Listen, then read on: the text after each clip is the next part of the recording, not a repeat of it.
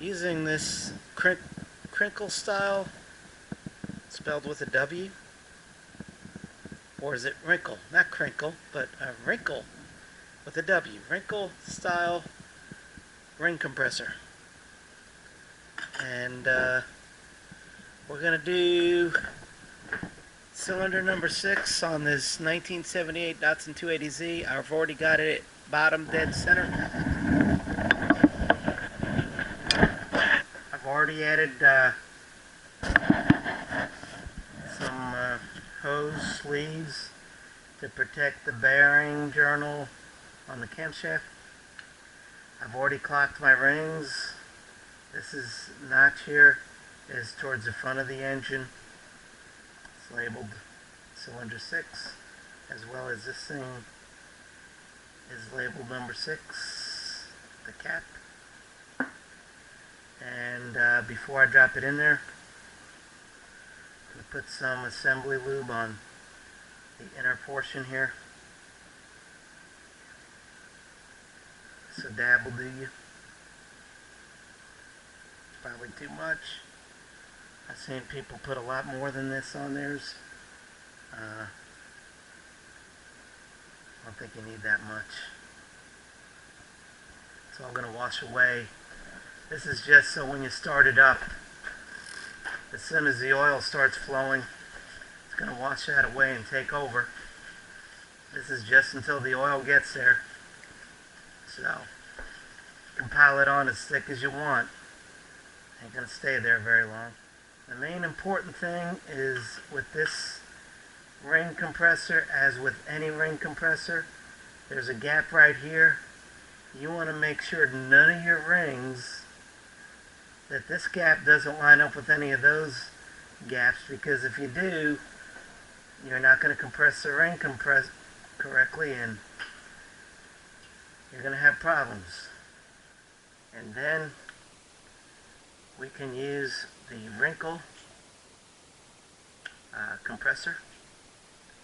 And what I like to do when I'm installing this is, the most important thing is to get this gap here so that it does not line up with any other gaps on the ring.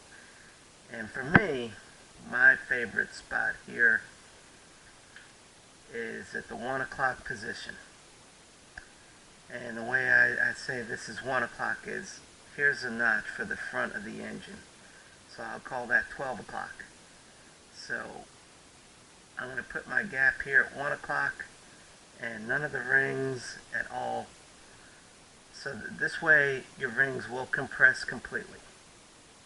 So I'm going to try and install it here.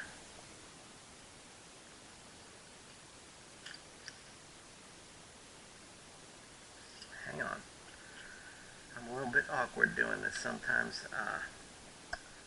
Make sure, like I said, that, okay, so I press in back here. That tells me my expander control ring is okay. And then I get my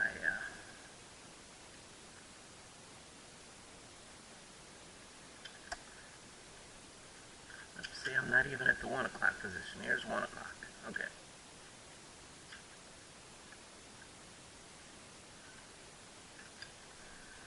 Now, I haven't done this since yesterday, so right now I'm doing it a little bit awkward. Okay, try again.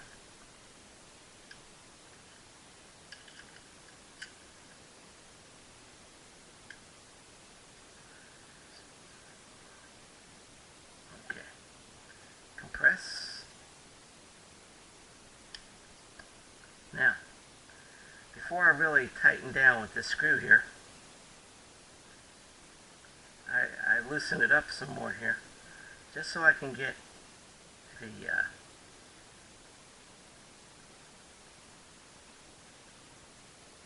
this be flush with the top of the piston here. So that's all I'm doing right now, is trying to get it flush.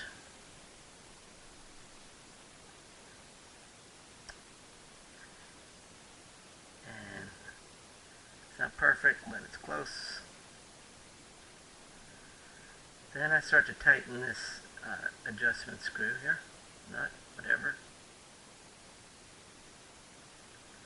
And what that's doing is, you can see in here your piston rings through this gap here on the tool. And even though it looks like everything is compressed here, it's still got to be pretty tight.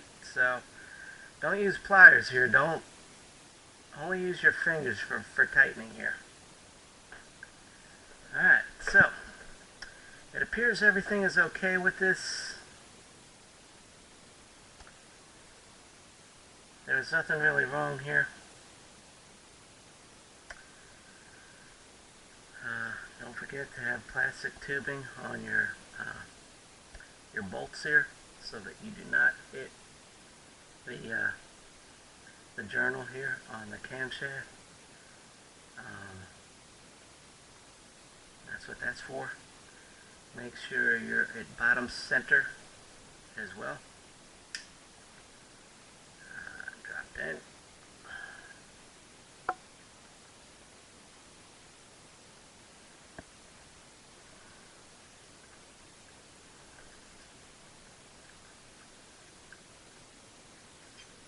Okay. On there, make sure we're flush with the engine block deck here. Tighten it again and just a little bit more. And then this is where you're gonna tap, not pound, tap the piston in. And do not be alarmed that when the piston finally goes in, that this wrinkle compression tool is going to spring apart. That's okay. Don't be alarmed. That's normal. So here we go. Start tapping.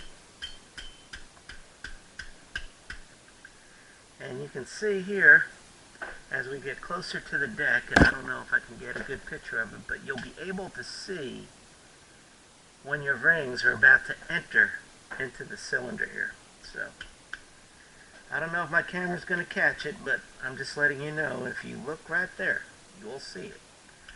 In the meantime, we'll just tap away, and I'll try to narrate what I'm doing. So just slowly. Now we're about to enter the first lower rail on the expander oil control ring. There, see? Just keep going. They're going. Keep going. And here we go. Bing. In.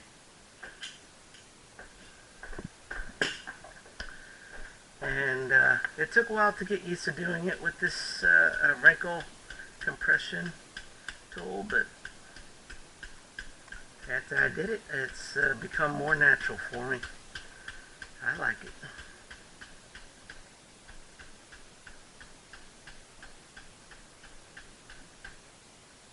Almost down there. There. We're down there.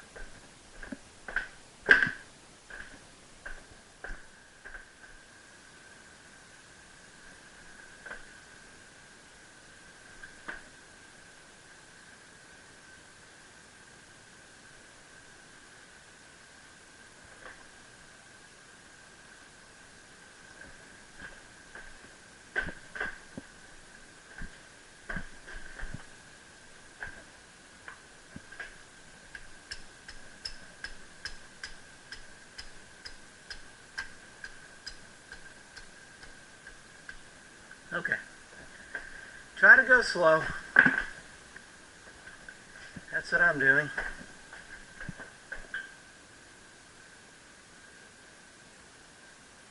Now, one more thing I'm going to do here is I'll put some plasti gauge on here. Oh yeah, I got to get this other cap ready. So grab another bearing. And before I put lube on this side, I'm just going to check with some plasti gauge here.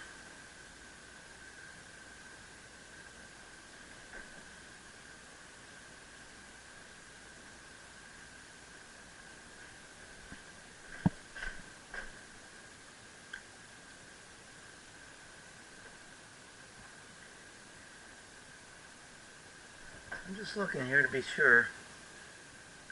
You know, especially with these notches. Because it doesn't matter as much on this side, I mean, but the oil hole does matter on that other one.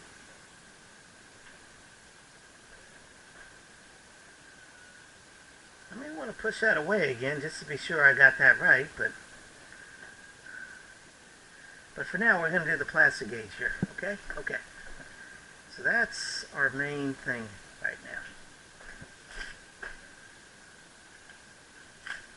So let me cut off a piece of plastic gauge.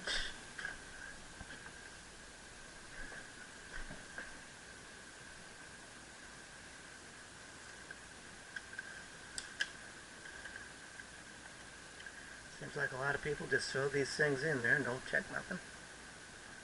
And I'm sure that works most of the time.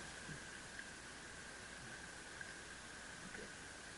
So we need a slice of plastic gauge here.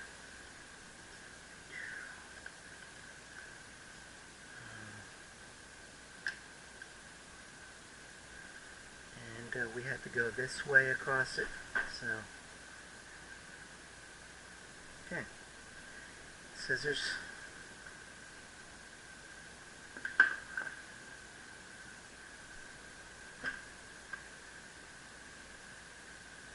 okay,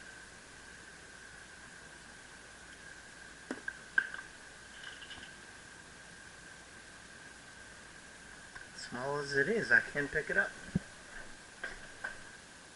Place it right there. The first plastic gauge I did didn't give me as much trouble as this one is giving me, but that's okay. We're good.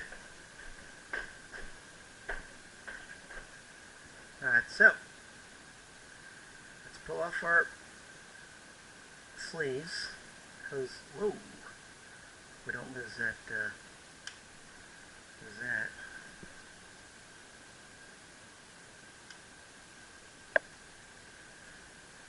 Okay, now, the number on here, which is the number 6, goes on the driver's side, right? There's a number 6 there, there's a number 6 here, so I want to get that right.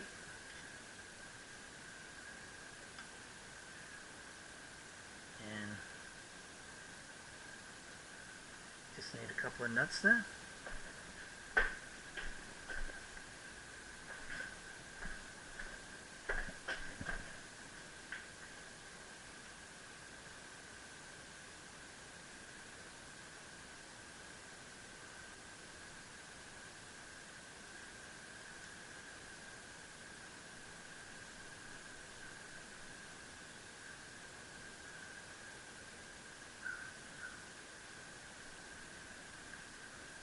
Okay. It's on there. Recommended torque is between 33 and 40 foot-pounds. And I always go for the minimum. So I'm going to do 33 foot-pounds.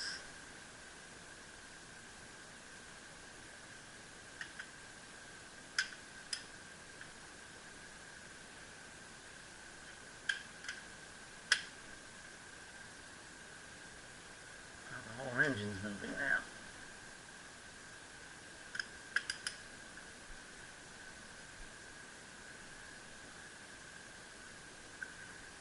We're not there yet.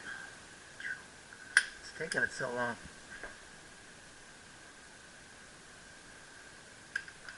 Going slowly. Sure you got it set on 33? It's taking forever this time. Okay, 33 there. 33 there. Okay.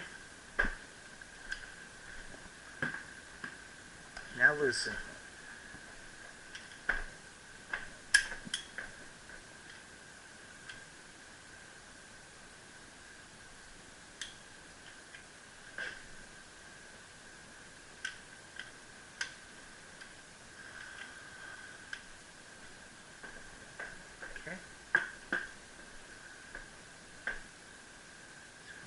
Just one more time.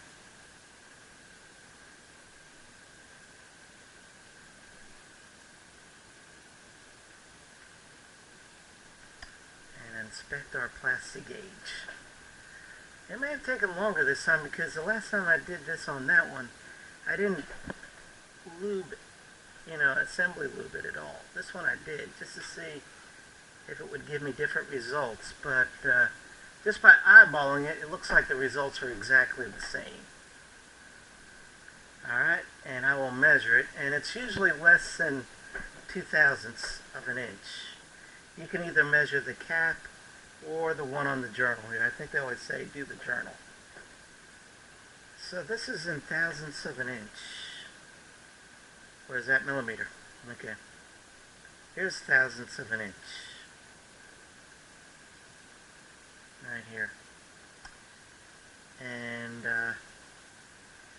you can see it's between 0.02 and 1/1500. So it looks like it was the same as that other one, which is very, very, very good.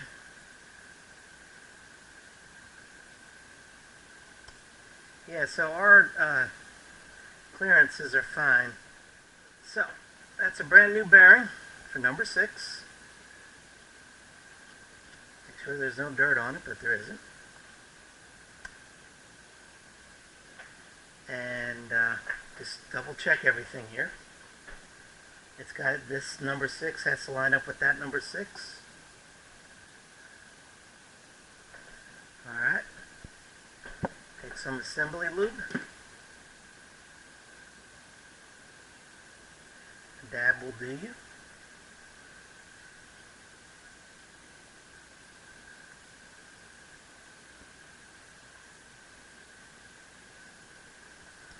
Alright. And before I put that back on there, just let me wipe some of this off.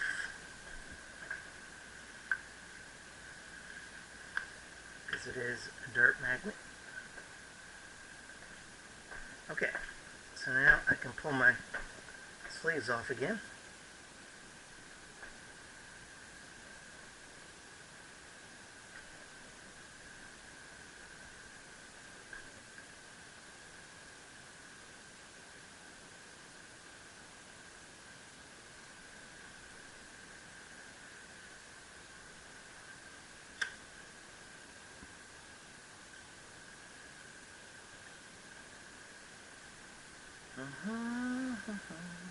It's all on there, but let me check it again anyway.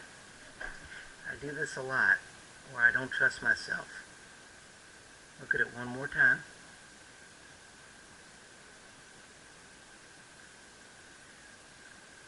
I think there's a condition for this.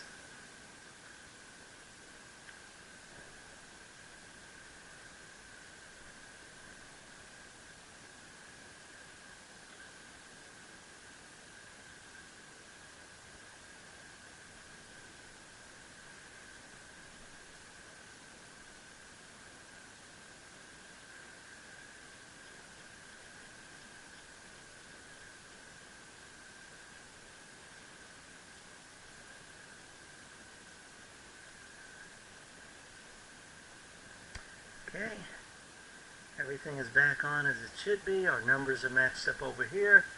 Double checking number 1, that's all fine again.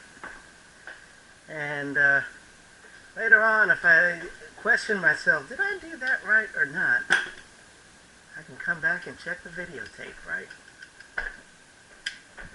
Okay, so here we go again, 33 foot-pounds.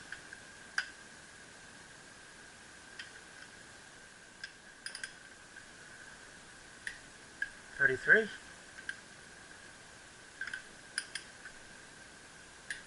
33. I'm satisfied.